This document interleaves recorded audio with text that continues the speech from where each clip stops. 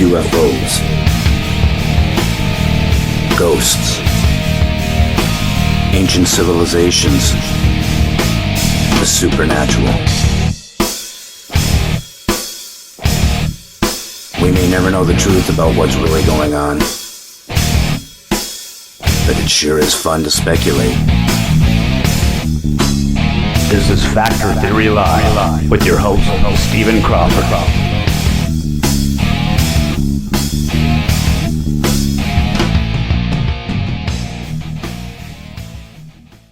So my name's Steve Crawford. I have been doing this for a long time.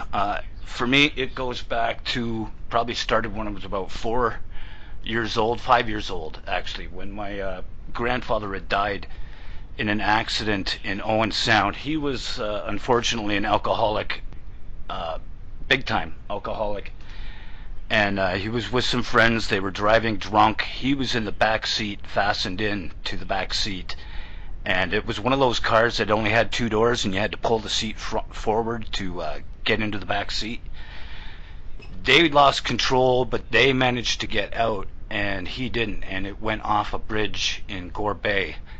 And it was probably, I imagine, an hour after that, maybe a half hour after that, I woke up and I saw my grandfather standing at the foot of my bed, and he was crying, and he looked solid and normal, just like anybody would that you're looking at. And I sat up in my bed and I went to reach out my hand for him, and he reached towards me, and then he pulled back and disappeared. Immediately after he disappeared, our phone rang, and back at this time, we're going back mid-70s, you had like one phone in your house. For most people, you had one phone in your house. It was downstairs.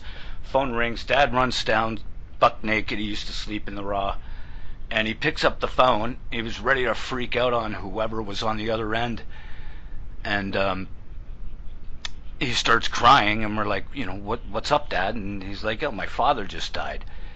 And I had made the mistake of saying, no, he was just in my room, and my mother just shot me this look. And like, I'm a little kid, right? So you don't realize at that point in time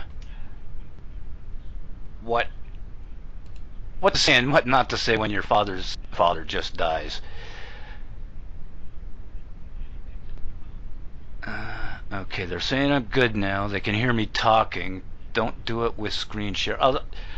Like I said, I'm not even supposed to be on tonight anyway, so I'm just going to play around for a while, and whoever listens, and if you don't, that's cool too. The official start is next week, and by that time, these guys, I'll make sure that they have me up to snuff, and I ask all the questions I need. But, okay, so that was the first experience that I can remember, was with my grandfather's death. Shortly after that, I was maybe another year, actually only a year later, was with my grandmother and my aunt and the family. We went out to Niagara-on-the-Lake here in the Niagara region. I'm from St. Catharines, Ontario, Canada, and if you know anything about the War of 1812, we got a lot of ghosts kicking around here. So we went out to Niagara-on-the-Lake the one day to just a little family outing, picnic, check out the sights, and we went to the beach, Lake Ontario, and this is back when the water was still clean. you can imagine that. I certainly can't. But we're playing out in the water, and actually it may have even been sooner. I may have been 3 or 4. I know I was really little, and something pulled me under the water, and I could see my aunt and my brother like laughing and pointing. They didn't realize I didn't really seem like I was in trouble. They thought I was joking around, but it was freaky because I could breathe. Like I wasn't struggling, and I remember clearly, even right now I can envision it. I'm looking up at the top of the water. I'm looking at them. I seem to be able to breathe for some reason, and then all of a sudden I'm flying through the air. I've not as far as I make that sound, but about 2 feet off the top of the water and about 3 feet onto shore. And that's when they stop looking and laughing, and they're like, what the heck just happened? And I start crying. That's all I can remember of it, because if you're anything like me, you only have fragments in your memories when you're that young. So for me, it's been paranormal more than anything that I can remember.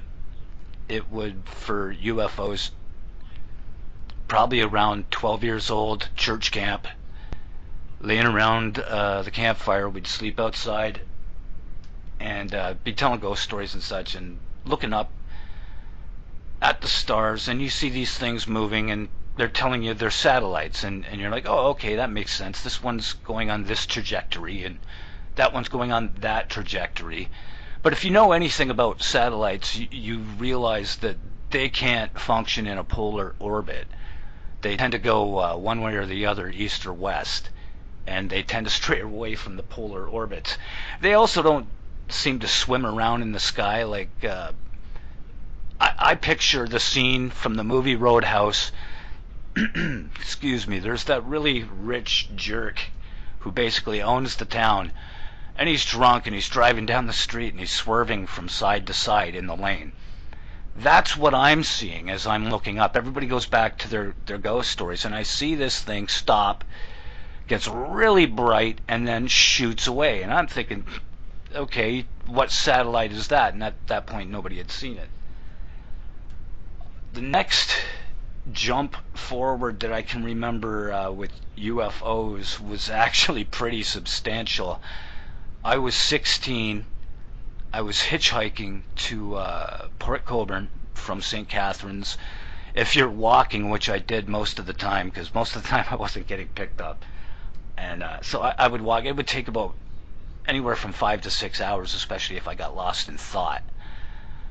So I'm outside. I'm on the highway outside of the Penn Center in St. Catharines.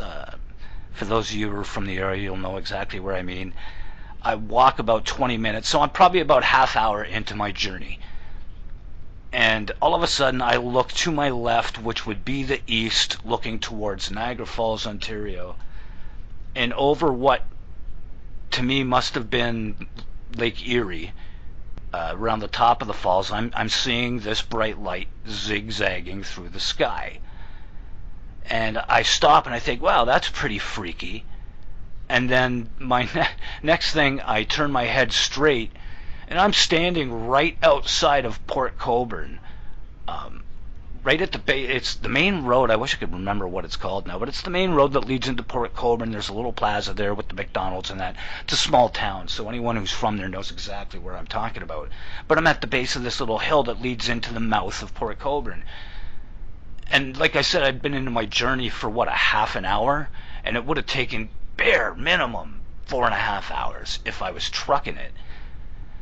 So somehow somebody, I know I wasn't stoned. I was 16. I wasn't a chronic pot smoker at that point in time, and I certainly wasn't drunk. And I can't imagine being that lost in my thoughts that I somehow glazed over, 4.5 hours of my journey and didn't snap out of it until I was at the mouth of the city I was walking to. And that's what's freaky, and I think that's probably why I haven't told many people about this story, is because when I see and hear abduction stories, a lot of it is traumatic, and they're talking about everything that happened on the ship. Now, granted, a lot of these people didn't get these facts until after the fact, and they went for hypnosis, but I don't have those memories. I have a flash of a face, which I guess could be an alien, but I do suspect that it was not at all traumatic, and I must have had some sort of rapport with these people because, like I said, they gave me a ride. They dropped me off where I was going. And that didn't even dawn on me. I've been staying away intentionally from the abduction subject. And, maybe that's why, because subconsciously I knew something had happened to me similar at some point. And once again, I'm not saying that it did happen. I can't say for a fact it did. That's why you don't see a book written by Stephen Crawford about his abduction experience.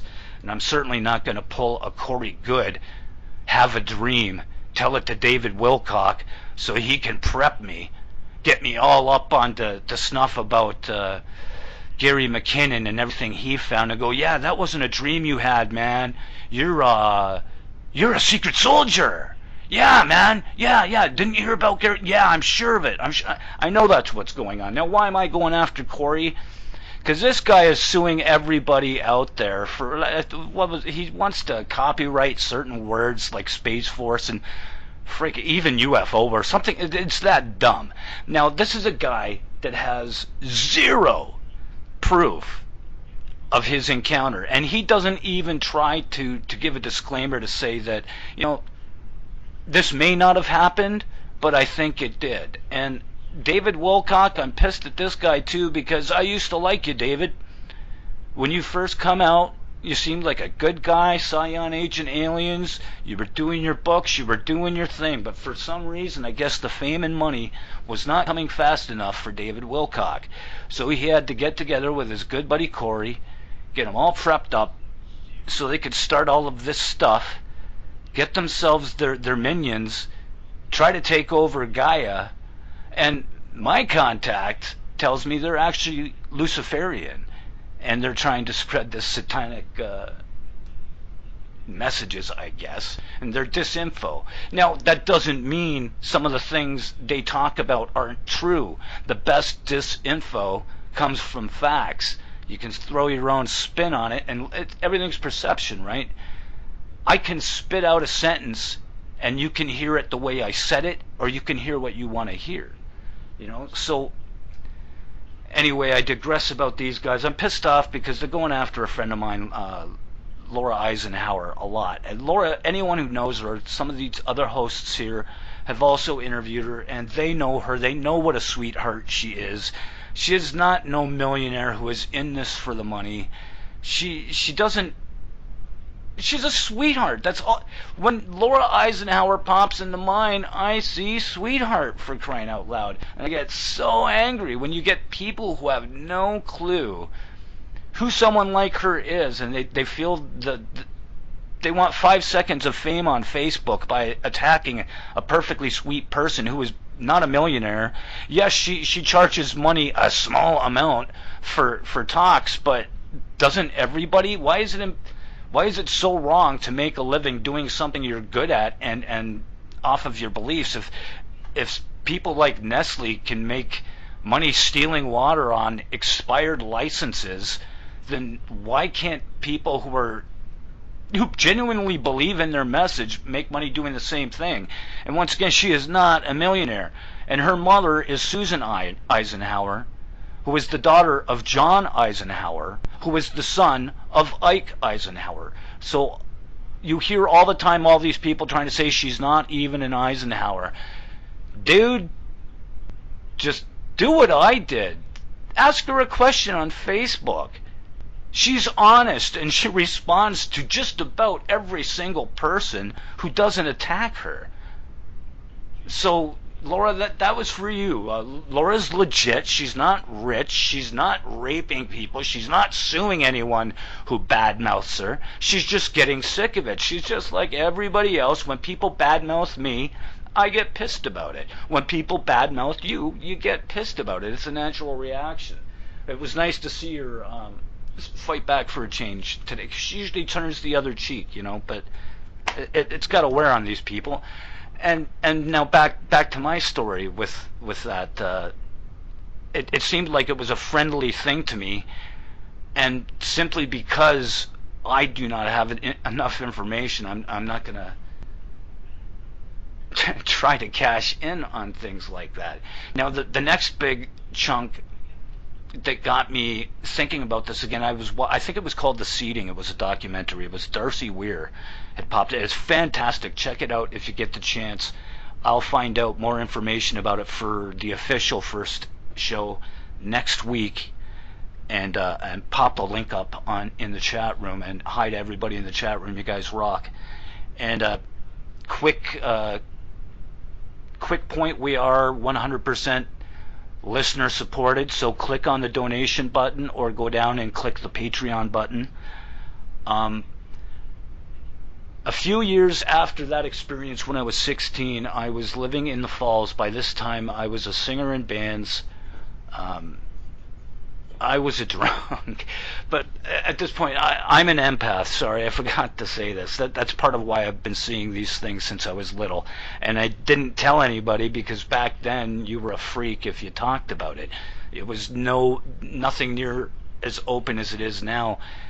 Not even it was more accepted from what the 30s into the 60s, but by the 70s they were clamping down on it and making fun of people again. But I was living in the Falls, and I was seeing this dancer, and she had gotten up to go to the bathroom, and I was in bed, and I was frozen in bed. I remember opening my eyes, couldn't see anything, couldn't move, couldn't talk. All I could move was my head, and I started tensing up, shaking my head, trying to do something to be able to move, and I hear a voice go, whoa, whoa, whoa, hey, relax.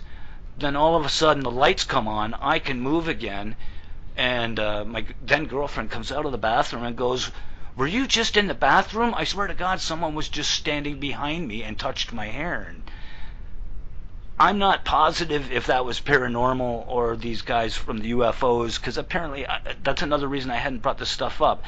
But I had heard another story where allegedly they can freeze the time of the people around you, and they could just be even taking your in my case they weren't taking me for testing, I don't believe. So maybe they were just taking my consciousness, and that's where all the out of body stuff comes from in the metaphysical, because we are all made up of energy, right? And it just makes perfect sense to me that we should be able to do that with the meditation. And we are being cut off from source. That's another thing with all this virus stuff and the vaccinations, and they want to cut us off from source. When we were babies, they inject us with these vaccinations, whether they need them or not. We have an immune system. These things screw with us, and I believe that is what is keeping us from being. We should be able to speak to our dead loved ones and things like that. I think. Jeez, I really want to try to play with the audio here, since this isn't really an official show, because I've got to figure out how to be able to play my audio during a show and have you guys hear it.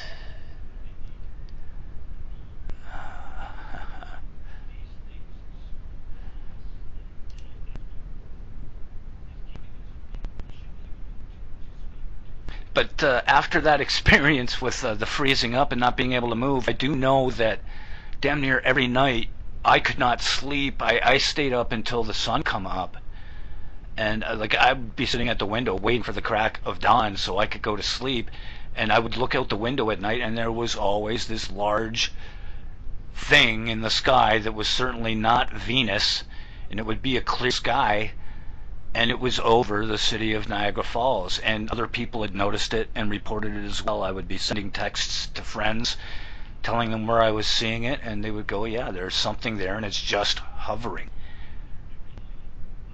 And the reason I bring all this stuff up again, and maybe this is another reason I have hate on for Corey, is I was talking to this one girl. I won't bring up her name. She was an MK Ultra victim. And she wound up turning on me, and it's part of the programming. I had said something about someone she didn't like, and I did, so she automatically assumed I was a Satan worshiper. But like I said, I have no ill will towards her. I truly believe she was a victim, and they have been through a lot. But I have these, I guess you could call implants. They're certainly not pimples or cysts, because I have actually dug at them myself. I hate doctors. I hate going to doctors. I hate going to the dentist if I don't have to. So I just simply grab a pin and dig at these things and try to dig it out, thinking, okay, maybe it's just something that got stuck under my skin at work or something. There is no entrance hole, though. There's no scar. It's just a lump. So I start digging on the one in my bicep, and it moves. It moves deeper down into my bicep. I'm trying to squeeze it like you would a pimple or a cyst to try to get this thing out of my skin, and it's not coming. And now people would say, "Oh, doesn't that hurt?" No, that was another thing. It didn't hurt. I was ripping my skin open at the top of this lump, and I wasn't feeling a thing, and it wasn't coming out. So then I looked at the one on my leg. I'm like, okay, well, maybe this one is just a cyst. I chalked the one on my arm to unknown for now, until I can get to like a dermatologist or something. So I went down to the one on the inside of my thigh, and I did the same thing. And I had taken pictures of the after effect of how it was all ripped open. You could see I had sliced this thing open good enough that if you'd squeezed it and it was a pimple or a cyst, it would have popped, and nothing would come out, and it went deeper inside. For 3 or 4 days after that, those lumps disappeared. Actually, it was even a week or two. They disappeared. So I thought, okay, maybe it was some type of cyst, and I had drained them or something. But several days later, they were back. So I'm going to end up having to go to a doctor, get that out. I don't know of any good hypnotherapists in the Ontario area. Now, granted, I haven't generally done more than a 10-minute search. But you really got to be careful with when it comes to hypnosis and even lie detectors, because I was watching that on Ancient Aliens. They had developed a new, it's essentially like a lie detector, but you pop this thing on your head and it shows the areas of your brain that light up for memory and things that light up as you're just making them up out of the blue. And it was a gentleman who had claimed to have been abducted. Now, this gentleman, his experience had been at least 30 years in his past.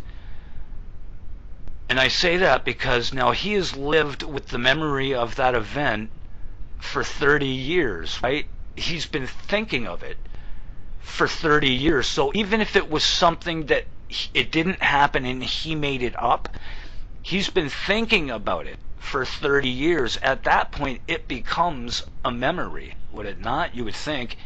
That's another reason why I won't talk too much about these things without saying I can't prove it.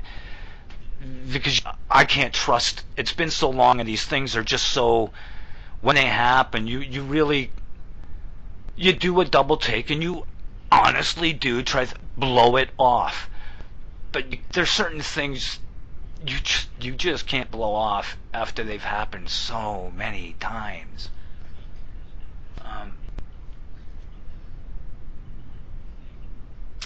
All right, back to a paranormal event, another one that was pretty outstanding. I had lived with my brother and his then girlfriend, another family. We had rented a rather large house. For us, it was essentially a mansion. And it was in Font Hill, multiple bedrooms, multiple bathrooms, and 2 doors up from the end of this wall, from our front door, was a cemetery. And it was full of a lot of Amish people. So the first story I can think of here, okay guys, sorry, my cat's being a jerk, and I'll be right back.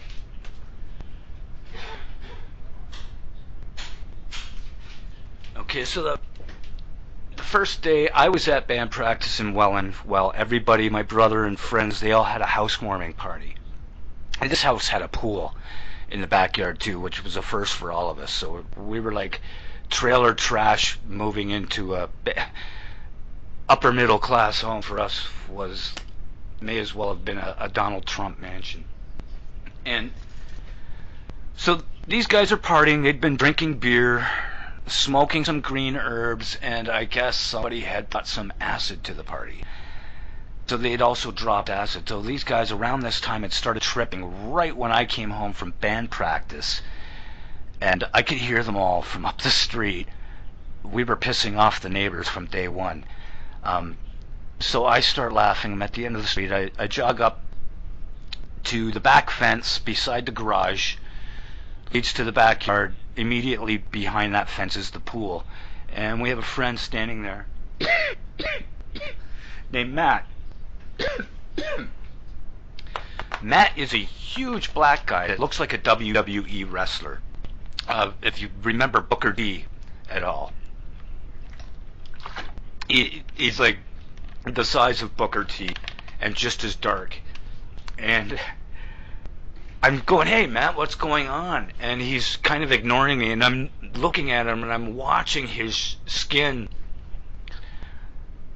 get paler and paler, and he's slowly becoming white, and I'm like, dude, what's going on? And he's looking right past me, so I turn around, and behind me, so now when I spin around, my garage is now on the left. It's key, that's why I bring it up. And at the edge of the garage is a giant tree and our little sidewalk, and we make a left at the edge of the garage to get to our driveway. And there's a giant tree right there blocking us. And I'm in between our house and our neighbor that would be on the right. And I see this guy standing there, perfectly solid. I have never seen an apparition. Anything I've seen has always been perfectly solid. So this guy's standing there in a black suit, white shirt, black hat rounded on the top, wide brim, pure white eyes, the Quaker beard, no mustache, just the beard, and he's staring at us. I guess you can't even say evil because it wasn't black eyes, so this guy wasn't, it was just a spirit. I guess that we had woke the dead, quite literally. And he's staring at us, and as soon as I turned and he had my attention, he had both of our attention, and my brother Rob, because by this time Rob had also come around. He was standing right beside Matt to see what Matt was staring at and seeing why Matt was turning all these shades of white. And this guy walks backwards, still facing us, and walks through the tree. We look at each other, they come out, we open the gate, we run up to the tree, then kind of stop each other and start slowly walking around the tree, and he's still there, walking towards the road, looking at us. And now by this time it's probably 1 o'clock in the morning, and the neighbors on the right side of us and on the left and directly across the street are all in their windows wondering what the hell we're screaming about. And by this time they had already called the police because we were drunk, loud, and rowdy, and like I had said, they were on acid. At this point, I was the only good boy. I had just showed up from practice, and we didn't get drunk at practice. But, okay, so this guy is walking backwards. They're all seeing it. All the neighbors are seeing it, and now they know why we're screaming and freaking out.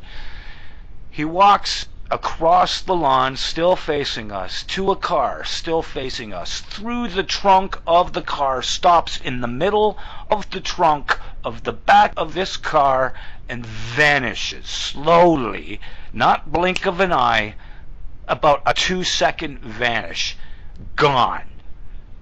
And we're all gobsmacked at this. What the hell did we just see? And that was the night one. Oh, actually, we were up most of the night. Like I said, we pissed off the neighbors. Later that night, probably about an hour later, after everything had settled down, the police had left. This time I had a few pops in me, a few of the wobbly pops, and caught up on the herbs. They were all out of the acid at the time, so that kind of sucked. But we decided we wanted to play chase. If you don't know what that is, that's basically hide and seek, but like a whole bunch of people, and Usbone has decided to do it in the cemetery. So obviously the police show up. We see them coming. I am running through an open space. It's dark in there, but there are a couple of lights so I can see where I'm running. There's moonlight. The moon was bright, so I was able to see where I'm running. There was no headstones in front of me. There was no hose outlets for gardening, for watering the plots and stuff. There was absolutely nothing, no form of monument. I somehow get smashed as I'm running in my left shin, like really bad. Luckily that's the thick bone, right? If I had got smashed at the back of my leg, it would have shattered that little bone you've got in your calf. But it was so bad. It was swollen, it was cut, it was bleeding, and I'm like biting my tongue, and I hid behind a headstone. headstones were about 2 feet away on either side, so I'm trying to figure out what I tripped on. At this point, we all got quiet. The police were like, okay, we know you're here. This is your last chance. We're going to leave now. You go home and go the fuck to bed. Sorry about the swearing. Go the freak to bed. We wound up going, but I show these guys the bumps, and I'm backtracking, and my brother's brother-in-law at the time, I'm showing him this bump, and I'm like, dude, is there anything here I'm not seeing? Like, can you see something I could have tripped on? He's like, no, dude, there is nothing there. And I showed him my leg, and he's like, what the heck is that? So now fast forward about a week. I sleep in the basement of that house at the time. I am facing the basement wall on a fold-out sofa bed. I fold it out, and I put my head at the far end. So I am facing the wall, and there is a window there facing the neighbor's yard, so I can see the neighbor's fence and part of their house. I'm laying there reading a book, and something catches my eye peripherally. I look up, and I see what looks like a woman with, and this is winter. This is like 1.5 feet of snow on the ground at this point. And I see this woman, her hair is kind of flowing. It was kind of windy that night. And then I see what looks like a white robe, thin, sheer. Picture an angel, the pictures you see of angels on Facebook, but without wings. And that's what this woman looked like.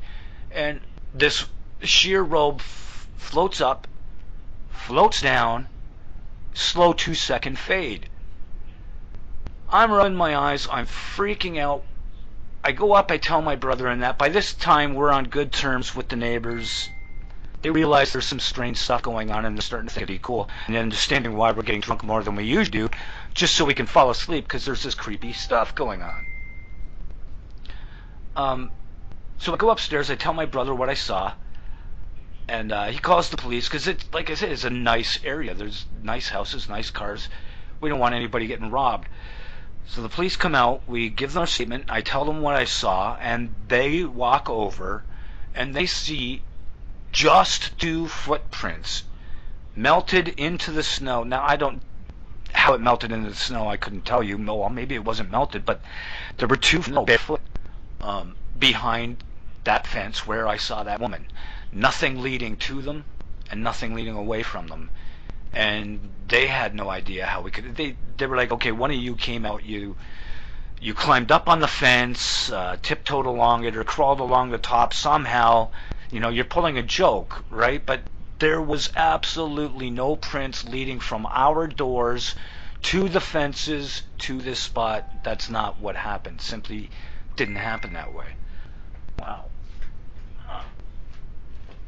I gotta figure out how to turn off those phone notifications. Unless someone's trying to tell us, we're getting close to a break time. Okay. Still got a few minutes as far as I can tell. Yeah, guys, I am showing the Revolution Radio host chat right now, so if any of you are listening when it's break time, just let me know, and I'll see it. Okay, yeah, so these guys, they came out, they saw that there was nothing there. So that was another police documented event. Now we're going maybe 3 weeks in advance of that. It was still winter, but there was no snow on the ground at this point.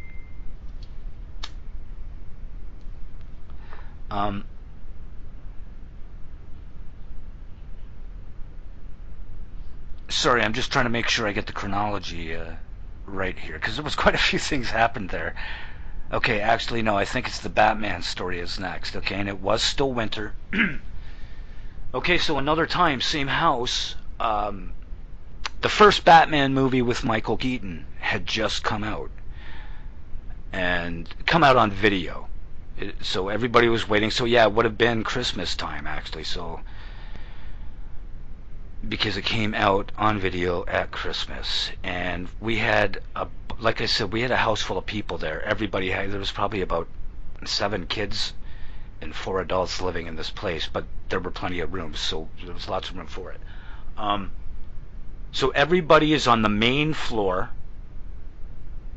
watching this movie, all the kids and everything, and my brother and I are in the hallway standing up because there's nowhere left to sit.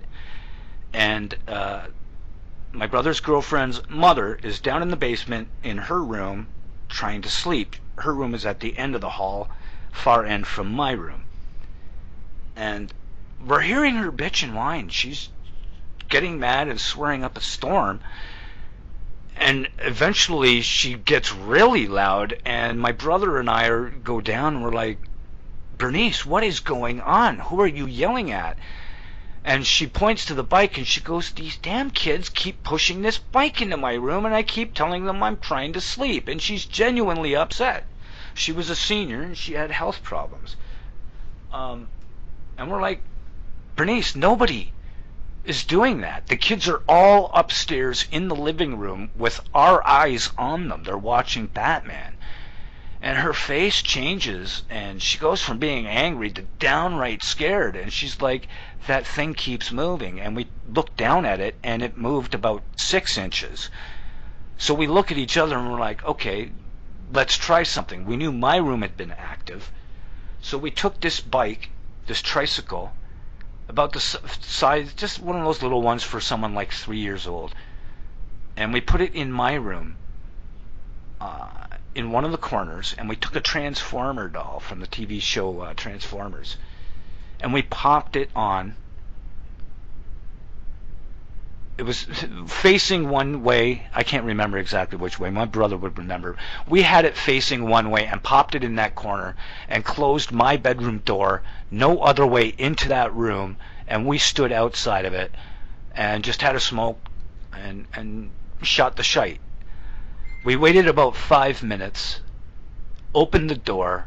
Actually, we heard a little scuffle at the door. That's what it was. So we waited, heard the scuffle, opened the door, and the bike was there right behind the door, kind of blocking our entrance. And the Transformer doll was changed and facing the other way. That really freaked me. You know, I think about the stuff now, and I'm like, how could I have been blowing it off all of these years? Because even after that point, I just kind of put it aside and went on with my life. Didn't bother trying to pursue this stuff. And now this is long before Ghost Hunters, right? Before that show come out. And it was still genuine. If you didn't experience it and somebody tried to tell you something, you just laughed. Even if you did believe it, because you didn't want to admit you believed in that stuff. It was so genuinely looked down upon. All right, I'm going to assume that very shortly, in the next minute anyway, there will be a break.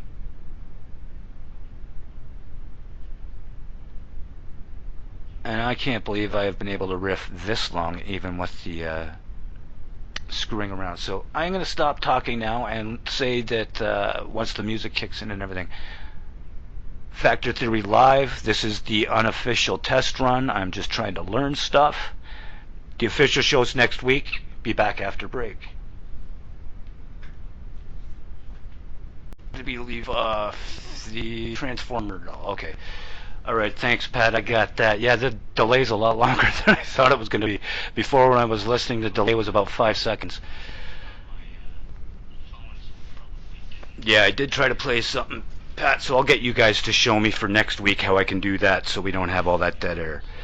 Okay, so we had the Transformer doll had moved around, and I told that part. Okay, so this must have been probably about a week after that.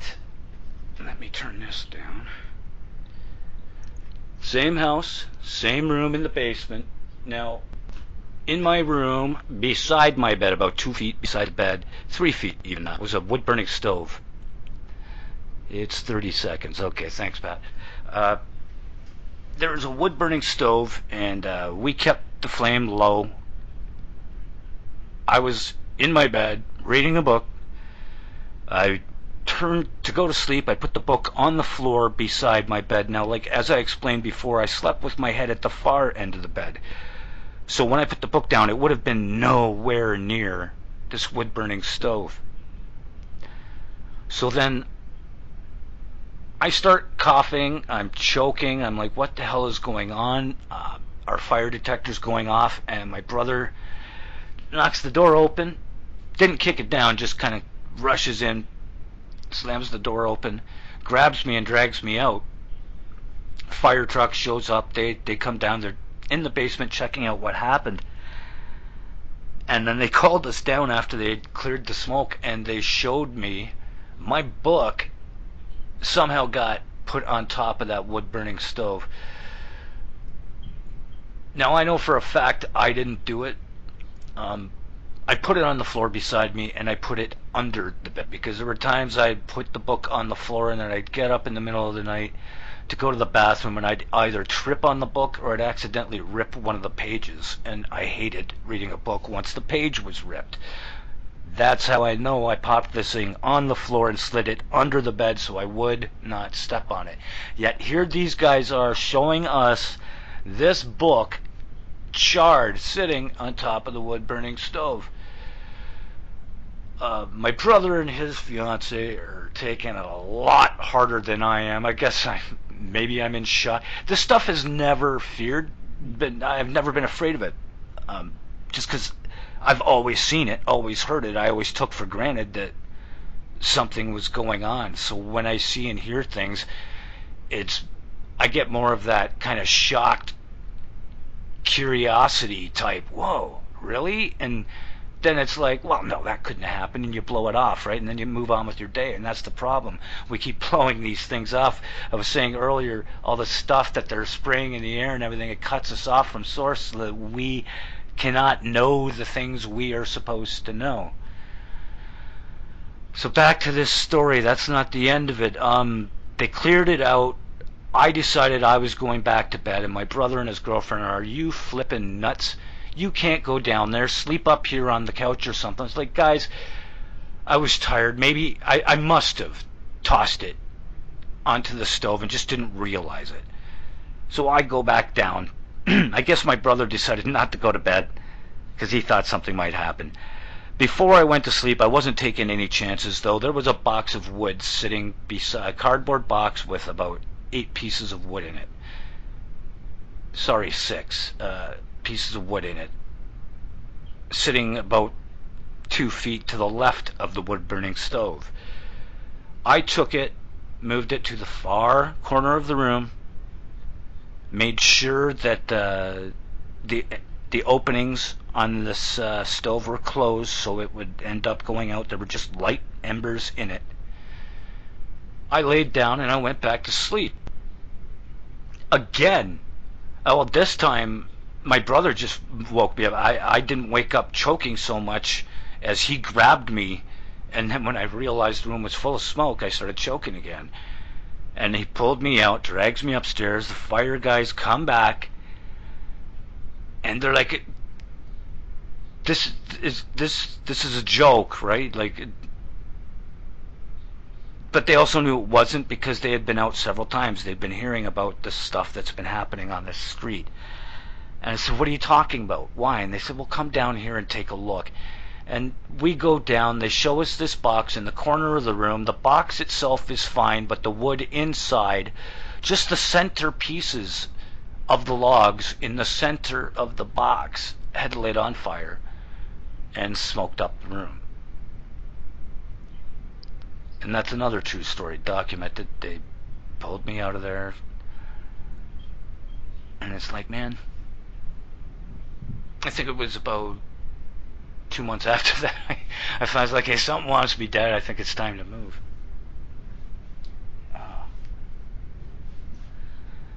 And it really sucks that I'm not sure how to add people in either.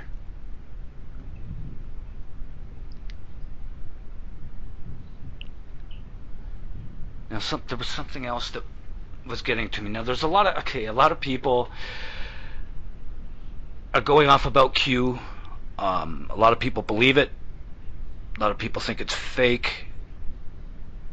At this point, I'm kind of on the fence. I was contacted myself and the only reason I'm saying this is because I was told to say it. I'm a mouthpiece, and that's part of why they got in touch with me. I've successfully gone after studios and stuff with my YouTube show. They try to block me worldwide, and I fight it and win. It's another reason these people. I'm explaining this because people have asked me why would they come to you, and I'm just trying to think of reasons why they would. Another reason was I found out from my mother. She does, like many people, got on Ancestry.ca and found out Trump's mom's a McLeod. And so far it's looking like his mom was my grandfather's first cousin. So that would be another reason. And then on my father's side, I'm McLeod Crawford, just in case people are wondering, Scottish. And on the Crawford side, we're related to King James the Second and Sixth. Not that that stuff really means anything to me. I think it's kind of neat about Trump, just because my mom is not a Trump fan. Use the plus sign up top. We'll give you a list and select the person. Alright, so it's just like adding on anywhere else. But unfortunately, none of my friends are online right now. Except Michael Sala. But I don't know if he's busy right now. That's what I was trying to play earlier. I did an interview with Michael Sala and Dan Willis on the 19th. And it went really good. And that's actually, it was after that this person who claims to be with Q contacted me. Now, the reason I even entertained the idea is because it's someone I've known for 20 years. Now, instantly you go, okay, it's a friend of yours. He's playing with you. He's yanking your chain, Steve. And I, of course, thought the same thing. But this guy, anytime I haven't seen him in 4 years because he doesn't talk conspiracies. And for me, once you've taken the pill, anyone who knows, when you've taken that pill, you can't take the other one. You can't unlearn what you've learned. So everything to me is, it doesn't matter what you're talking about. You could be talking about music, and I'll talk about the Illuminati in the music industry. So this guy would shut me down. He'd be like, yeah, Steve, love you, buddy, but I'm not a conspiracy guy. And it was this guy who called me. Actually, a friend got a hold of me on Facebook saying, hey, dude, I need your number. So I gave him the number, and I was expecting to get a call from him. And it was a totally different guy. This one dude that I told you I hadn't talked to because he's not a conspiracy guy. So he gets in touch with me, and he says, I don't know what you've been up to lately, but I got a call from my guy. And now he says, and I let it be known, I am not saying I believe everything this guy says. I am not that naive. I'm 50, not 15. So, but this is kind of why I believe it. So he says, I don't know what you've been up to, but you have been ruffling feathers. And my friend, who this guy claims is a billionaire, who is based out of Switzerland but has homes all over the world, and had contacted him from one of his homes in, I believe he said it was Chile, or Chile, however you want to pronounce it. He said, my guy got in touch with me, and you've got a lot of people pissed off, and you've got a lot of other people happy. And if for anyone who's listening who does know my show and has been on my Factor Theory Live page, you may know that right out of the gate I went after Zionists and Israel. And that was a big mistake, because I went from getting 50 to 100,000 views to 50 views or 100 views and being shadow banned. And a lot of people even still can't get to my Factor Theory Live page on YouTube unless you're on a desktop. You can't get to it on your phone or any of that other stuff, your video game systems. Some people can. Others have told me they can. But I've been heavily shadow banned, and that's why, because I went after these guys right away.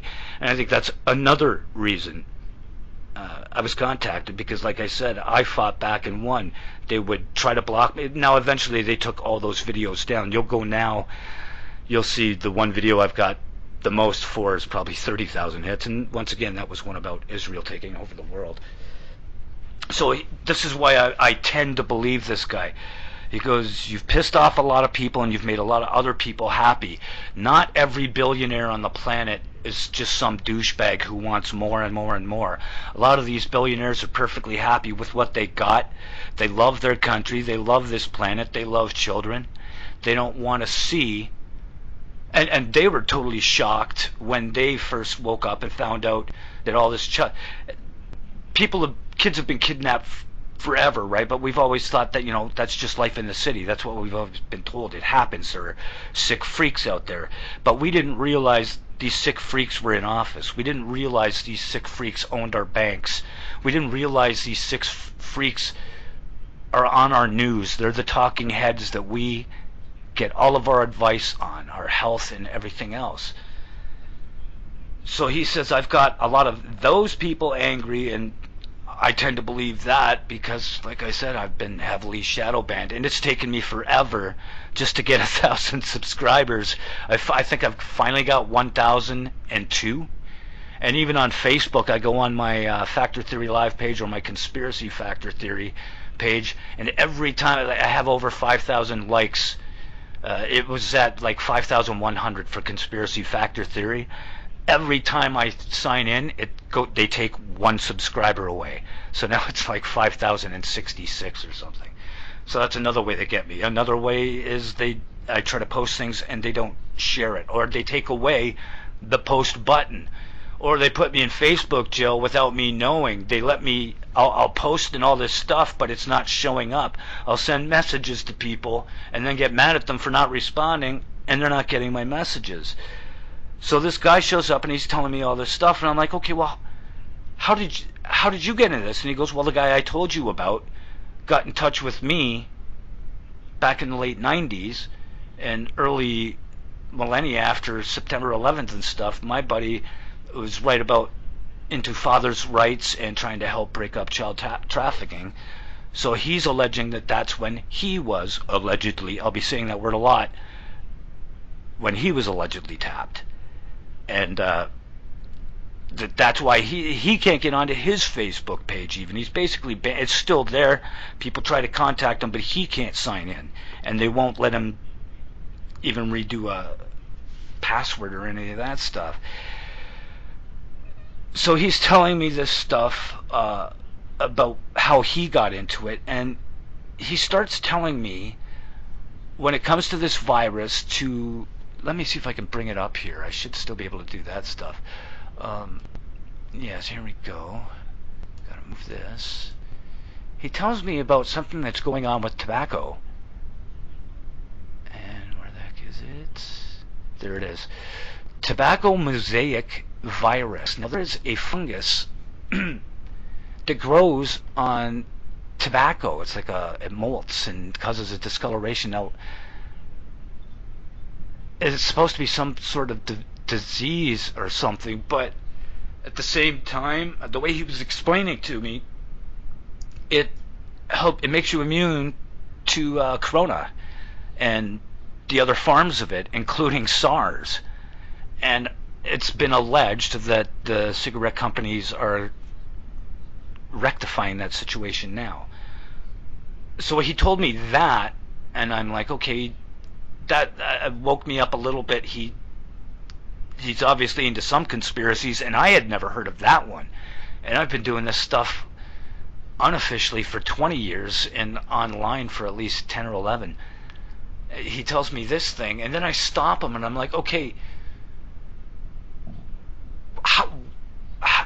how did they get in touch with you? Okay, you just told me they got in touch with you because of this, but how do they even know about me? Like, how do they know me? And I had brought up about, I started asking him questions to see if he could answer them, and he was giving satisfactory answers. And one of the questions was about my missing time. And I said there was a time that I went missing. And he stopped me and said, you were about 16 years old. It was in Welland, and you were in a group home. He says, that's all I know. That's what they told me to tell you. There was something about a tunnel, and that's when you went missing. Now this guy, like I said, I've known him for 20 years, but we don't interact a whole lot. We've gone fishing a few times, had a few beers together, never ever got into any of this stuff because, like I said, he was just not interested. So he had no way of knowing that that stuff had happened to me at that point in time. So now my head's starting to spin because at this point I'm thinking it's him and my buddy TJ are just playing jokes on me because they know I am the conspiracy nut job. Then he slaps me with that, and then he starts talking about these other things that Q has been bringing up. And I came home and checked them out, and he brought up another thing that just blew my mind about black goo. Ascension black goo. The Falkland Islands. See, I wanted him to, he wouldn't let me record him. I was like, dude, I promise I won't put it on air, but I need to know because I've had several head injuries, and my short-term memory is mashugana. It just disappears, thoughts disappear as they're forming. And I've got some clips, but I can't share the audio right now. So this isn't just stuff I'm pulling out of my butt. I do have some clips with this guy talking about this stuff, and my head was spinning the entire time. And then to top it off, this is a guy who does not, he's a great guy, and if you need $5 for some toilet paper or a loaf of bread, he's happy to help. But he's not about to just hand you everything he's got. This guy tells me he had money sent to him from his guy, one of these billionaires that wants to stop the adrenochrome. That's where I was going with all that. When they found out about that it was all about the adrenochrome and it was flat out Satan worshiping, and how deeply they permeated and weaseled their way in, and how far back it went into every single aspect of life, that's when they started looking for some of the good guys that kept under the radar that would be willing to pretend to go along with the plan. And that's what some of the guys earlier were talking about. Whose show was that? Let me go over to the chat room, see if I can remember. Hi guys, I'm back. See if he's still on there, because they were having a great talk about it.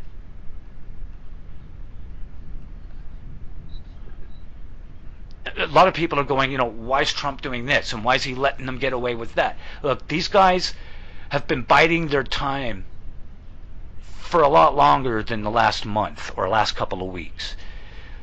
The Democrats have their plan. The deep state have their plan. And people like Hijacker and everybody, they know everything they're telling you. Yes, that is true. That is the deep state's plan. But I'm here to tell you there is another plan. It's not just one or the other. Trump and Q and everyone associated have been doing this just as they're playing a game of chess. They have to pretend to go along with certain things. Trump has to pretend to love Israel. He has to you can't just go after the big guys right off the hop. You simply can't. You go after the big guys, everything is just going to was it Francis? Was that his name? Jeez. Yes, it was Francis. Great job earlier, guys. You can't just go after the big guys right off the hop. You have to find out who the little guys are, grab them, make them cry, and now they can't run, right? Anybody who's trying to take off, anyone who's trying to traffic kids, considering everything is grounded, everybody's supposed to be at home, it is so much easier to track boats and planes that should not be up. They can go to these places where all these islands are, where all these celebrities are hiding out with their little pedo buddies, and they can grab someone like Tom Hanks, especially after they've talked with Weinstein, and he's turned a few people over. So they go after a few of the little fish. Once they get Hanks crying, and there was that picture, right? Everybody saw it, of Hanks holding a thing saying, "I'm not allowed to talk." It looked like his left eye, he had been punched in the left eye and it was recovering. And you've got Gail and Oprah sitting there. Oprah's literally got her claws into his arm. And it's just like, damn. what the heck is this? And there was the earlier picture, it may have been Mr. Rowe had popped up, that had shown Tom getting off a plane, and there were two guys in suits there. Now, people could say that could have been the limo driver. Yeah, it could have been. It could have been an agent pretending to be a limo driver. But to see two guys there, and it looked like they had like grayish hair. It didn't look like they were young drivers guys. They weren't wearing driver hats. They looked a little too old to just be bodyguards. So, this is what's going on. Don't lose hope. There is a positive outcome, and the more we think about it and the more we envision it, we're going to manifest that destiny. I was the most negative guy you would ever meet. Like my brother would tell you, my brother's a tough guy. He's bipolar, and he bodybuilder, scrapper. He catches you looking in his direction. You got an effing problem? And he's one of those guys. And we were talking one time, and we'd gotten onto a subject that had obviously drew some anger in me, and he said my face started twisting, my voice started twisting. He said, I actually got scared of you, and he's never been afraid of me in my life. So we can manifest this stuff as long as we stay positive, guys, and I can say that easily because, like I said, I've been doing this for 10 years. I should have been on a network 5 years ago, but I got so distracted and so full of despair because all I thought is we are doomed. Deep state's in place. There's absolutely no one trying to change it. Anonymous is who I think is CIA frauds. And to me, Anonymous, take the mask off. Because you're cowards if you're wearing the mask. So, well, we don't want to be busted. Well, be a martyr for the cause. Julian Assange has done it. What was the other? I don't want to say the name wrong because people freak when you don't get the pronouns right. There was the one that was in prison. You guys know who I mean. That has come out as trans. If these people can do it, so can you. Of course you're afraid to, don't act all brave on the internet unless you're going to deliver in person. People stay positive, and this is all going to turn out because there is stuff going on behind the scenes. Watch those Q posts. Watch people on, let me get to my YouTube page here so I can tell you some good people to subscribe to that my buddy who claims to be a part of Q. See, a lot of them, they're supposed to be quiet and stay under the radar. So that's why I think, well, what do you want from me? And he said, well, because you're a mouthpiece. Your part would be to mouth off. And I've always been pissing off these people, so they basically just want me to do what I've been doing. Well, that's why they actually reached out to me, because I stopped. I was sharing stuff from Q, and then I had stopped. They want to make me sign in again. And so yeah, he was like, you got some people happy, you got other people pissed off, and these guys are pissed off that you stopped sharing everything you were talking about. They want you to go back to sharing it again. And then I was going to stop again the other day because I think there was a lot of people out there with better computers, everything I got is like free trial stuff, just because my computer's a piece of crap, I got to save up to get a really good one. And I'm not about to spend money on good software and downloads for this computer if I'm not going to be able to keep them until later. StephenAnger@gmail.com. Bear with me here. There was a couple really, one of them was very long, but the story, it was about the book of Esther. Get into that book and you may notice there's a lot of numbers and stuff on these Q posts. A lot of times those numbers will either coincide with a date a Trump announcement's going to happen, or the date some announcement's going to happen, or with a Bible verse. So check that out too if you're into looking at the Q stuff. Okay, where are my subscriptions? There we go. There was one that is really good that I'd like you guys to check out when you get the chance. Pain's Angels, Pains, and then Angels, Angels. That's a good site to go to. And the other one, I think it was Jennifer Mack.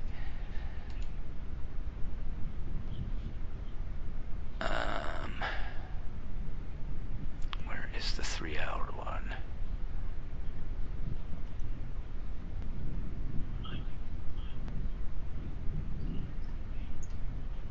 Screw it, man. I've got a lot of time on my hands. That video should have been right. Oh, there we go. Okay, it's called It's Gonna Be Biblical Boomerang from Then to Now, with Juan O'Savin on Jennifer Mack. It's 3 hours and 18 minutes.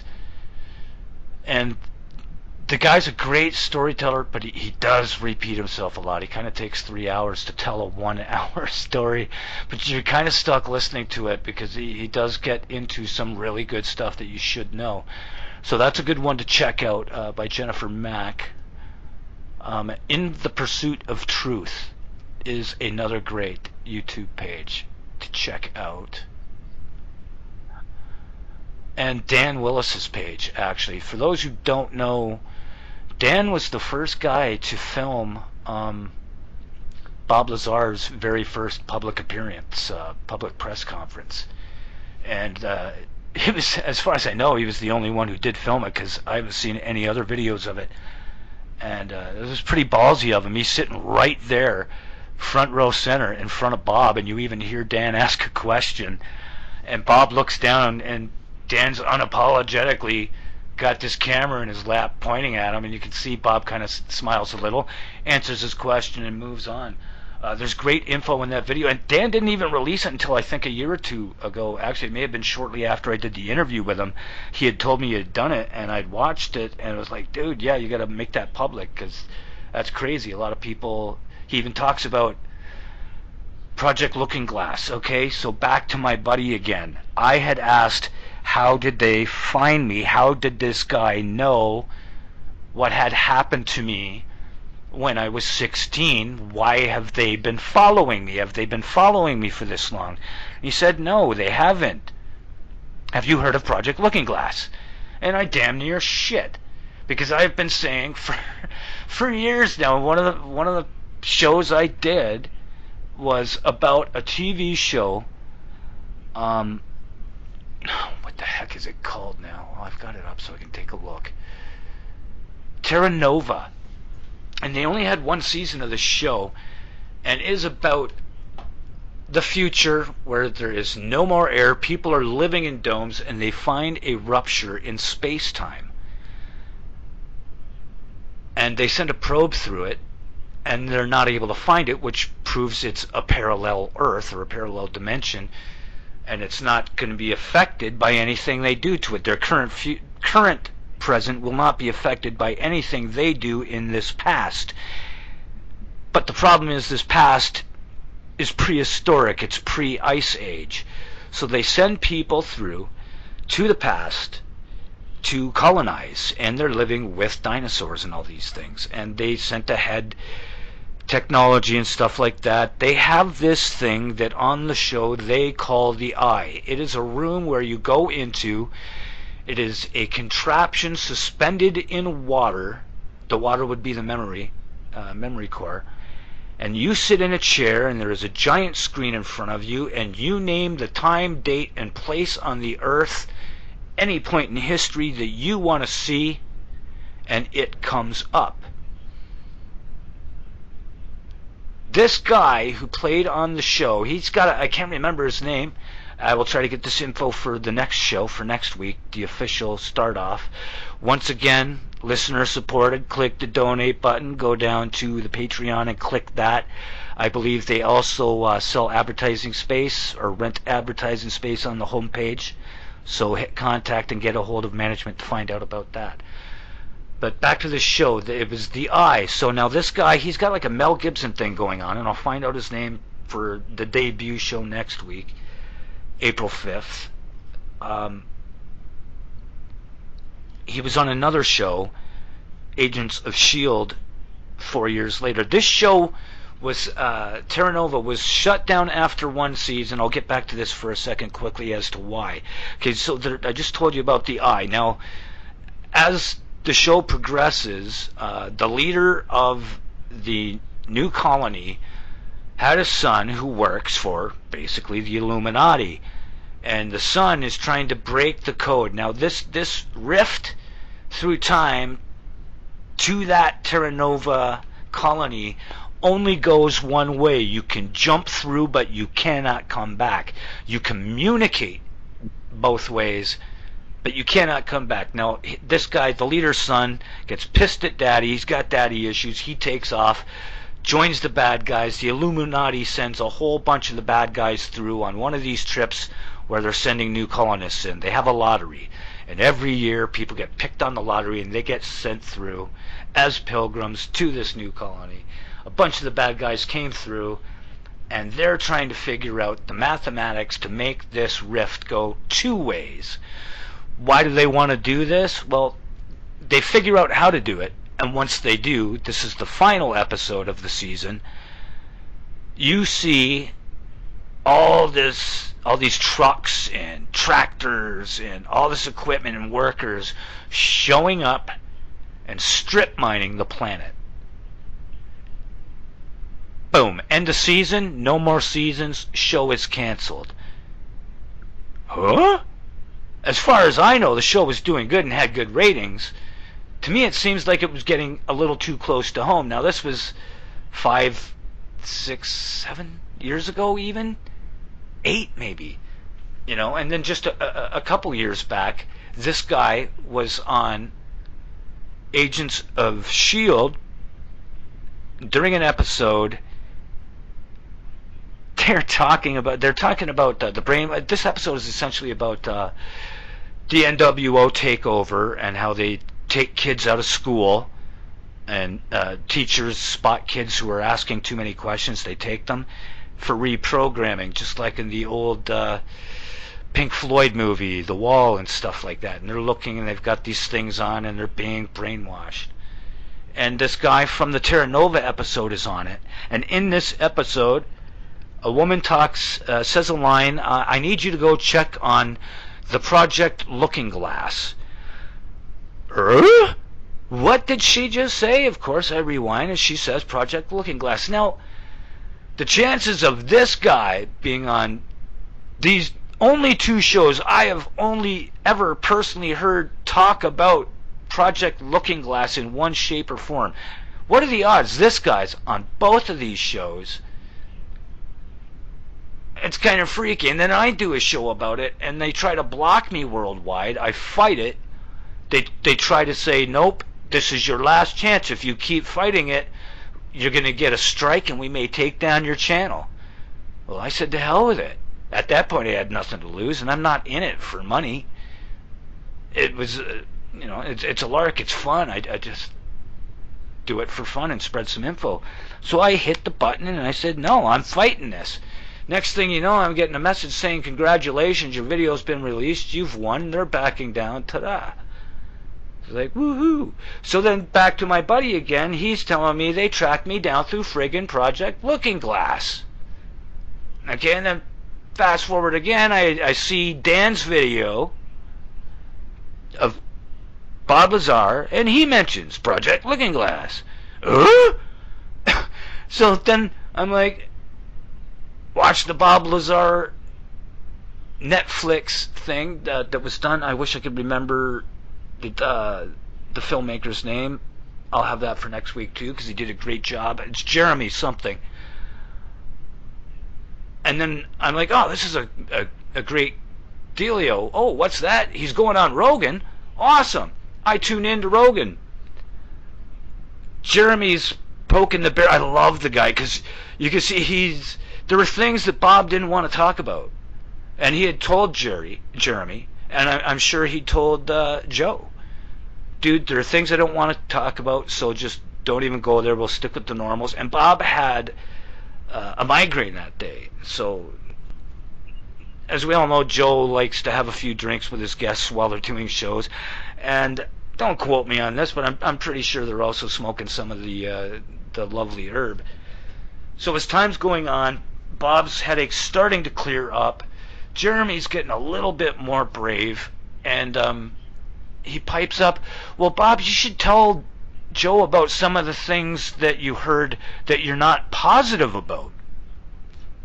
And then Bob kind of shoots him a look, and Jeremy backs down, and then Joe says something, and you see Jeremy's head pops. It's funny. It's like he's a little kid. Bob shoots him the look. He's like, oh, but then when he hears Joe say something, he perks up, and he's like, oh, what's that, Joe? And Joe's like, well, what's he talking about there, Bob? And he's like, come on, spit it out. And then Bob kind of smiles, looks at Jeremy, shakes his head, and he's like, well, there was this one thing, and he gets into it, and he mentions Project Looking Glass again. And I'm like, what the hell is going on? And he's talking about how Project Looking Glass wasn't a weapons program, and he goes, well, actually, I guess it could be a weapons program, considering it was used, and then Joe cuts him off. My ears are, oh my lord, I'm fully erect listening to this guy. He's got my full attention. Joe cuts him off at the most important part. Now, for those of you who've never heard of it or have no inkling of what it was, to my knowledge, Project Looking Glass was something that they were able to, at least initially, it was something that they could at least see past, present, and future. And I had done a show about superheroes. Why do we not have a Batman? We've got billionaires, we've got a bunch of people who have the money and the know-how to come up with these gadgets. Why don't we have one? Or did we? And they were taken out. Was Project Looking Glass used to kill off Batman? Was the name of my title, essentially. And if you think about it, it could be. So now what this guy was saying is they used Project Looking Glass to see who would be people that they could trust, who would be people that would give them problems, which of those people that would give them problems are people that they could just badmouth and smear, claim that they're pedophiles or whatever, whether they were or not. If you've got someone from the deep state and it's all over the news that this person is a pedophile, chances are they're not. Like Michael Jackson, I'm starting to think he wasn't. I hated him for a long time. I thought he was, because I hate baby rapers. That's all it was. That's all there is to it. But the way they went after him, and then when I found out how much of Sony he actually owned, and he was going to take part of that with him, makes perfect sense that they would try to smear him with the child molestation claims. So to me, it just, everything fell into place when he said they used Project Looking Glass to see that you were a guy. Because I'm going to be honest, everybody sits here and you pray to God. And you go, oh God, come on, please help me with this, help me with that. Sometimes when you're not hearing from God, you pray to the devil. You're like, well, what the hell? It's worth a shot. Satan, God's not listening. How about you give me one wish? No tricks, blah, blah, blah. That wasn't working either. And I think the reason it wasn't working is because as soon as I made the little thought out loud, I'm immediately thinking in my head, I'll do what I can to trick the devil, right? I can trick the devil. I'll keep his money, but not give him my soul type thing. But anyway, that's what it would be. If somebody from the deep state offered me money, I'd take it. I'm no fool, but I'd rat them out. I'd be like, wow, man, awesome, this is great. This is going to do a lot to help me and my show and help a lot of people. And then I'll go right on my show and do a thing. Yeah, this dude here gave me $300,000, and of course I took it because I'm not stupid, but I'm not going to help his cause, and he's a cheater. He gave me this money. Wanted you guys to know. Don't listen to him. And that's why I wouldn't be able to make a deal with the devil, because they know I'd sell out. But I'd take the money and run, is what I would try to do. I'd still rat them out. So that's another reason they may have came to me, and that's why they go after certain people. Why me and not you? Why him and not me? It's because some people have more codes. They may sell out and take the money, but in the long run, they're not going to follow the plan, and they're going to go after the people who gave them the money. So just be patient, be positive, know that there are people that are good. Not every billionaire, allegedly, not every billionaire is a douchebag. They do want to help. They want the world to go back because, hey, how can they make money off of us if we're all broke? You know, they want to see people succeed too, because if we succeed, we're able to buy their products. You know, they don't want children being raped, murdered, and their blood drained for adrenochrome just so someone like Cassie Redhead, what's that psycho chick who had held up Trump's. That was so funny the way that worked. Everybody's bad mouthing Trump and they're getting fans. This fool stands up and holds Trump's head up in a knife. She must thought she was going to be made their god or something, and it just didn't work for him. She was obviously taking that stuff because she looked great, and then shortly after the fall, she wasn't able to afford to keep paying for it. And she looks like she's 80 now. She looks more haggard than I do, for crying out loud. And even Madonna, right? She got all into Kabbalah and all this stuff, and when they're not, you can tell when these people aren't on it. In Asia, the places in Asia where they eat live animals, it's an adrenochrome thing. But they're getting, instead of from children, they're getting it by torturing these things while they're living, eating them alive or burning them alive, and that's how they're getting their adrenochrome fix. And a lot of people, that's their tradition. Yeah, you're right. They've been doing it for 1,000 years. Still doesn't make it right. Doesn't make it humane. And when you think about it, they're doing it because it's giving them power. They're getting their power from someone else's life force. How is that right? Ever? When you're in an argument with someone and you're winning, you will feel your energy levels go up. And unless you can put the brakes on yourself, if you've got a huge ego, you're going to roll with it. And I know, because I was that guy. When you know you're right, say you're talking to somebody, you're debating them on a subject, this person is willfully ignorant and you know it, and you're feeding off of it. You really are, because you can feel their argument going down. You can see them physically shrink. You are getting taller. Your chest is puffing out, and you're feeling better because you're drawing in all that energy off this person, whether they deserve it or not. Those are the type of people I hate. I was one of those guys myself. That's why I'm good at calling bullshit, because I'm willing to admit my own bull. I know when my ego has gotten a hold of me, and then I know when I'm in the right and someone is messing with me for no damn good reason. So as long as we can stay positive, keep thinking the positive side of it, stop trying to take energy from anybody else. If somebody says something you don't agree with, just go, agree to disagree. When you're stating an opinion, make sure you let them know it's your opinion.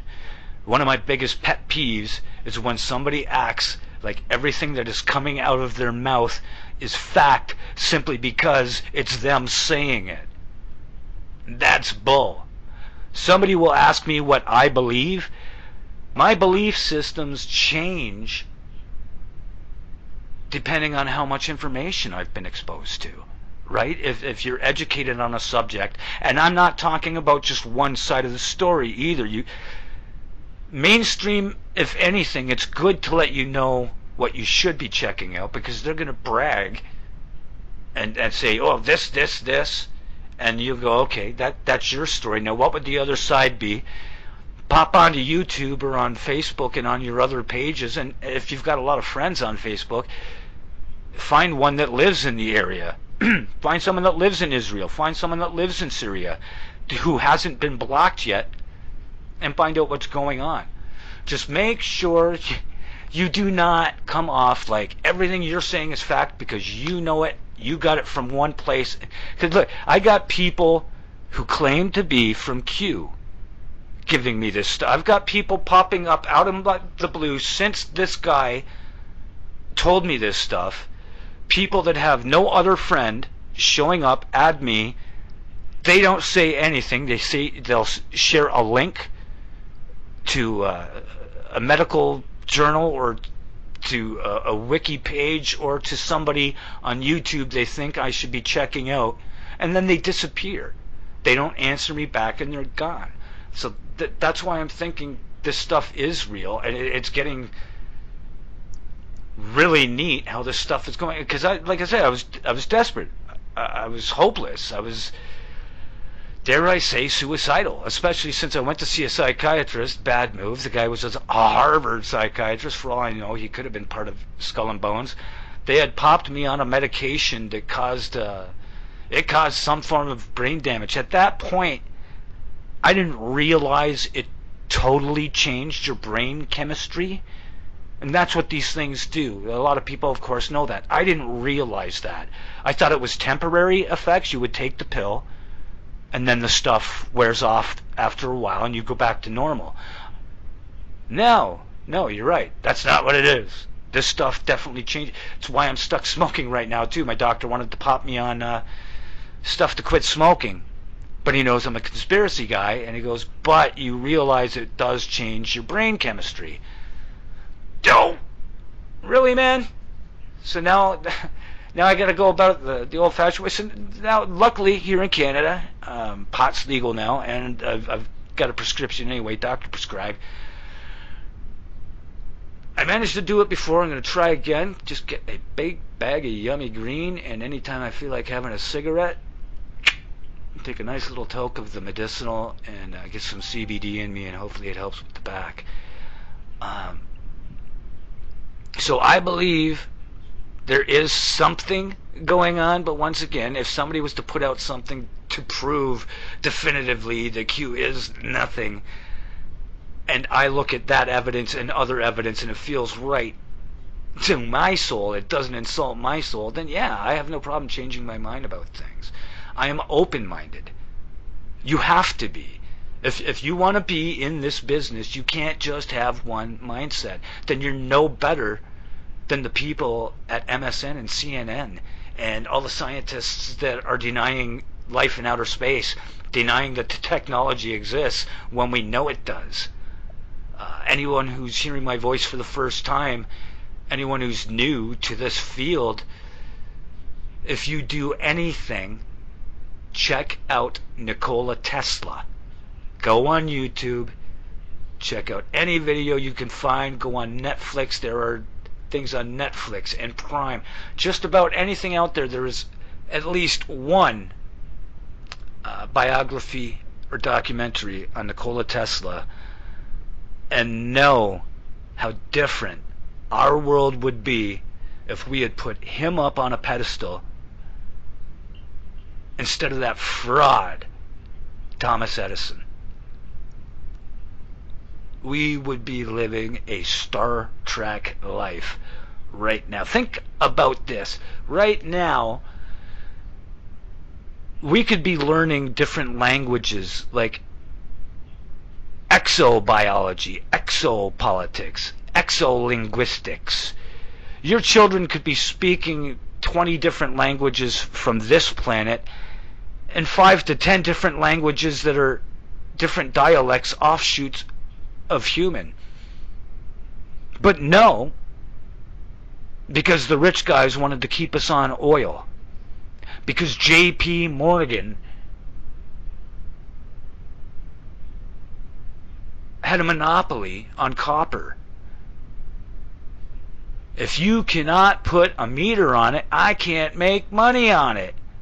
You are not getting another dime. Not only am I not giving you another dime, but I am blacklisting you. Nobody else is ever going to give you any money. You know what? That's not good enough. I'm going to start wars in your country and find as many Teslas as possible and wipe them out. Damn it, you know what? That's not good enough either. We have got this new hero called Superman. Let's make Tesla the bad guy in the very first Superman movie. Nikola Tesla is the evil mad scientist in the first Superman movie, for crying out loud. And I would have never known who Nikola Tesla was or anything about conspiracies aside from UFOs and ghosts were it not for a band called Tesla from the late 80s. Mechanical Renaissance, I believe, is the name of the album. check those guys out. I will be playing some of their stuff as soon as I learn how to play audio on here. Okay, so now it's 11:56. If I got this timed right, I am thinking very shortly there's going to be the end of the show. So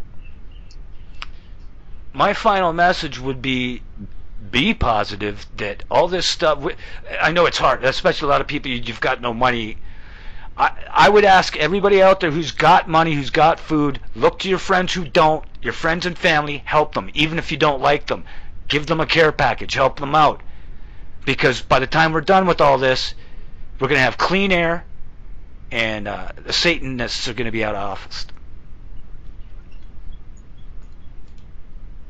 I'm Steve Crawford, Factor Theory Live. Have a great weekend. See you next week, Sunday, 10 p.m. Eastern. Revolution Radio.